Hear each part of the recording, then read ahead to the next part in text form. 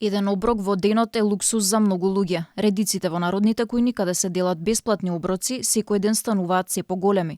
За повеќе од 3000 граѓани во Македонија овие кујни се местото каде што се прехрануваат.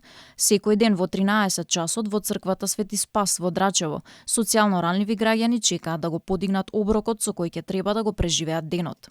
Според отец Оливер од хуманитарната организација Свети Спас, бројката нагло се зголемила поради економската и прехранбена криза. Почнавме со 40 оброци дневно, за денес веќе стигаме 200-220 оброци, што реално сметам дека воопшто не е малце. Меѓутоа, со тоа сето тоа го работиме на 3 пункта. Ние веќе планираме 4 пункт во Скопје, така што мислам дека секој ден постојано ќе се зголемува бројката. За жал, за тоа што тоа значи дека нашиот народ гладува, меѓутоа бројката верувам дека ќе се зголемува.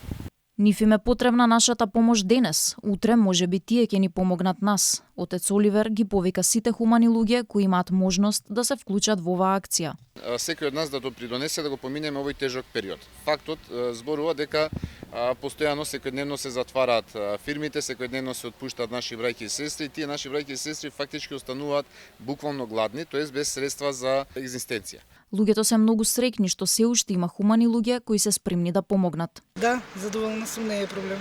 Фала му и слава му. И ова што го има, некој тоа го нема да го земе.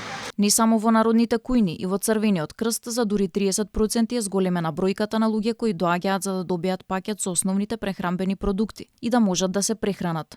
Тие започнаа со дистрибуција на хуманитарни пакети за ранливи групи на граѓани, организираат акции и собираат донации од пари и храна за да им помогнат на оние на кои сега им е најтешко. Една кампања отприлика опфаќа околу 3000 лица, но како што реков кампања, но тоа не значи дека не се случува во измеѓу периодот од кампања до кампања или од дистрибуција на дистрибуција, зависи тоа и од донациите кои што стигнуваат, без разлика дали се меѓународни или домашни.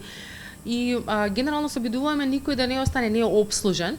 Според податоците на Обединетите нации, дури 828 милиони луѓе биле погодени од глад во 2021 година, што е 46 милиони луѓе повеќе во споредба со претходната година.